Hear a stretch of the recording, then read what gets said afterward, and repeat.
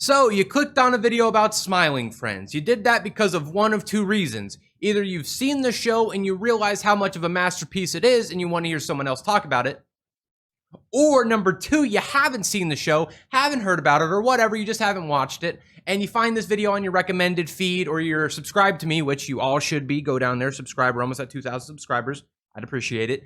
And you're seeing this video. I'm calling it the king of comedy. Is that really true? Can I really believe that? Comedy is subjective. How can I believe you? Well, I think during this video, either way, you're going to like what I'm talking about here, because this show is a masterclass in animated comedy. By getting some sunlight in here.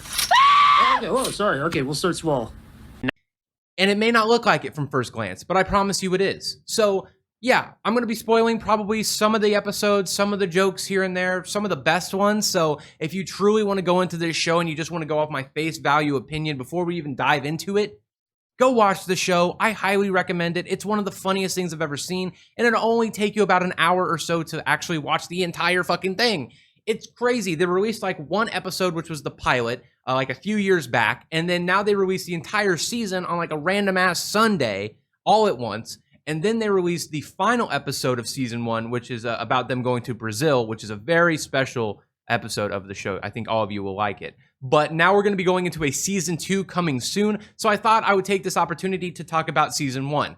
Recently, I watched the entire show and I have now seen it 4 times. I have rewatched the entire show 4 times already. And probably after I'm done making this video, I'm going to watch it a 5th time. This show is unbelievably funny. So let's talk about the premise. It's basically 2 best friends working in this office called the Smiling Friends. It's Charlie and Pim. Obviously, there's other characters. There's like Mr. Boss, there's Alan, there's Gleb, and then throughout each episode, you meet more people in this extremely weird and diverse world.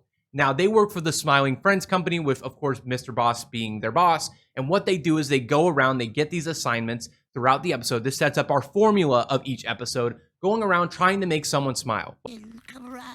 Hey, what's up, editor buddy here? Look at that lady's feet. Look at it. Look at that animation on her feet, man. It's funny.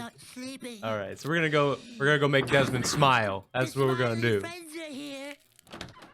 Hey, little buddy, how are you doing? Oh my god! Whoa! Oh my god! Whoa! Hello. That's the premise of every single episode. It can be really, really dark, or it can be really, really light. It just depends on the episode and the scenario, which I think is really fun. They allow themselves to get really dark and really edgy, which is really fun, especially because it's very internet culture based. There's a lot of internet stars here, including the number 15 guy. Number 15. Could I get the number 15? Sure. And there's also people from Red Letter Media and other cameos and celebrities amongst this amazing show. I believe Gilbert Gottfried's final performance is actually in this show. So there's a lot of really star-studded people and internet culture in this show. And I think that's really what makes it great, is because it starts off on this very simple premise of 2 best friends working in a Smiling Friends office to make people smile. And through that, we have a bunch of adventures each week, and it's really good. It's only about 10 to 11 minutes each episode, and the amount of detail and funny, amazing, witty comedy throughout every single episode is just monumental. I cannot believe they were able to pull this off.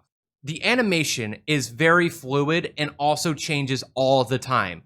Obviously, our main characters, as you watch the show, you see their simple-ass designs. They're super recognizable. They're really funny. But then as the show goes on, you'll just see a real life fucking dude walking around. Like, he's not implemented into the animation very well, and it's just a normal human walking around. Or you'll have moments where there are these characters who just shift into different animation styles or different art styles. And it's super, super funny, because that's what allows this show to really shine, is it doesn't hide itself behind one animation style, one art style. No, it allows itself to really expand into what I'm calling the Smiling Friends multi-cinematic universe. No, not really, but it is honestly really cool and unique how this show changes up its art style and animation all the time. Another thing that I really love about this show is that in its short time span, because each episode, like I said, is about 10 to 11 minutes long, it's insane to me how much of a story or how much our characters can actually develop, or the jokes that are set up and paid off by the end of the episode, how much of that is actually there. There's a lot of shows out there that I feel like don't follow the 10 to 11 minute format very well. And for a long time, I didn't think that was a very good format for animation. I thought it was kind of ridiculous because I thought the 22-minute long was good enough. And I don't know if you saw that, but I did fling this up here and I'm not going to cut it. It's fine. We're just going to move on. But I actually think Smiling Friends is better being under this format. They somehow come up with some of the most fucking ridiculous things I've ever seen in my entire life. By the way, No, I've definitely seen you two before. You're trying to mess with me. Get out of my head. Get out of my head. Get out of my head. Such as a TV star like Mr. Frog, who got canceled for fucking eating somebody. Yeah, that's awesome. And this is how Mr. Frog talks. Hello, it's me, Mr. Frog. Hello. And it's just so funny. Hello. what do you do here all day? Hello. I just watch Jimmy Fallon clips on YouTube or It's so funny seeing Charlie and Pim go through and try to uncancel somebody who was so cancelable. I don't know if that's even a word, but it's so funny going through a 10-minute episode where all they got to do is get his reputation back on track. And you know what? They figure it out. They get it going. It's no big deal. They got it on lock. They're going to get him back on the show. Everything's going to work out. And then Mr. Frog just does the absolute most crazy thing. Okay, whether it's drugs, killing somebody, or being very violent. And I feel like there's a lot of connections to another celebrity out there, but I don't know if they've confirmed if that's another connection, so I won't say it publicly who I think it might be, but I think that's very interesting. The show also tackles other things like a shrimp, if you will. The Shrimp Odyssey episode is about a shrimp who has lost his girlfriend, Shrimpina, because he plays Mouse Quest 2 too often, and he really loves, I think it's Mouse Quest 1, but he's a giant level in that game, and he hasn't seen sunlight in days. He doesn't know how to talk to people. He's an incel. How do I look, yellow man? You look like you're about to tell your friend not to come to school tomorrow, man.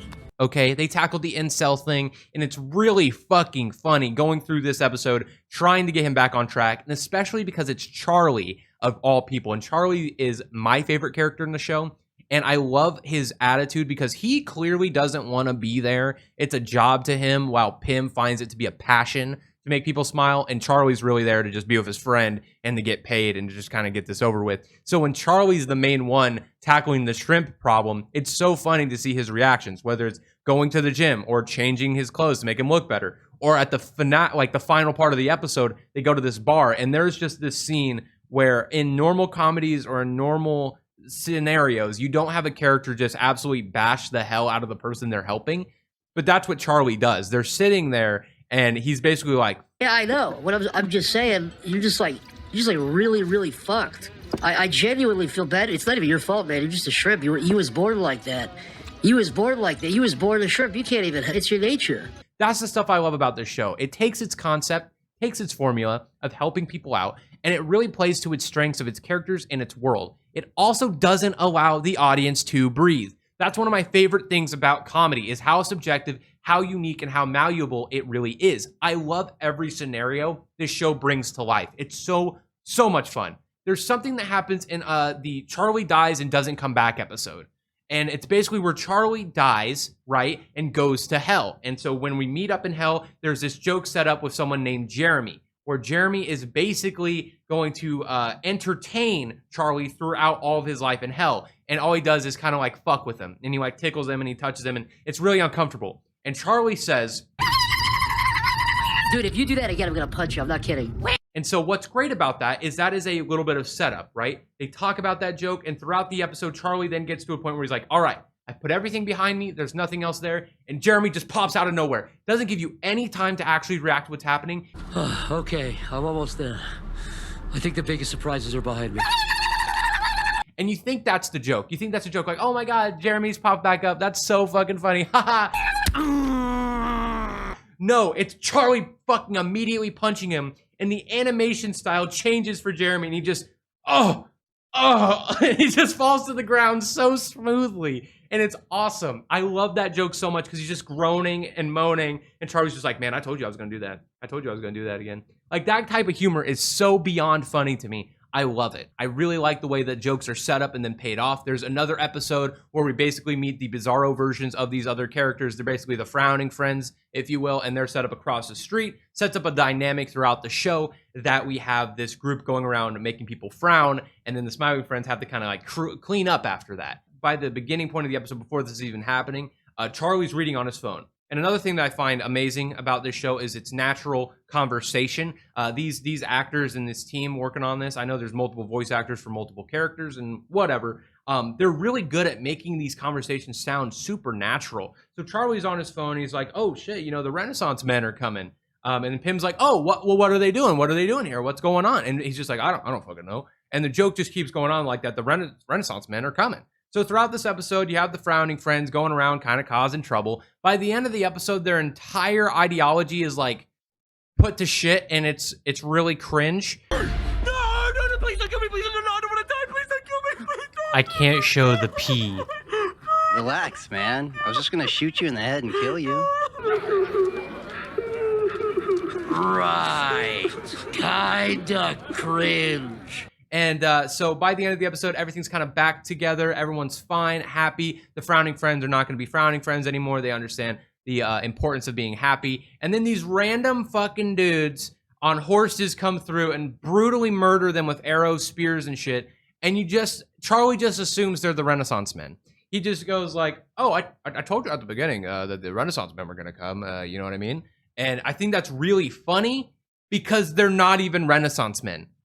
That's what makes it funny, is that it's like Chekhov's gun. It's in the beginning, they said the Renaissance men are coming. Then we have the entirety of this episode, and the thing is done. The episode is over. And then these random fucking people show up and just kill those dudes. And it's not even the Renaissance men. They're just random medieval people. And Pim's like, "They're not even the Renaissance men." And the episode just ends. Comedic genius here, people. Comedic genius here. It's brilliant. I love this show. It's beyond funny. Like, you have some side stories, that's kind of like your cutaways, if you will, where in the first episode you had Alan chasing his piece of cheese. That's all he ever wanted was his piece of cheese. And he goes and he finds this infestation, and he goes through this wall, and you think he's just going to be tracking down this mouse or whatever.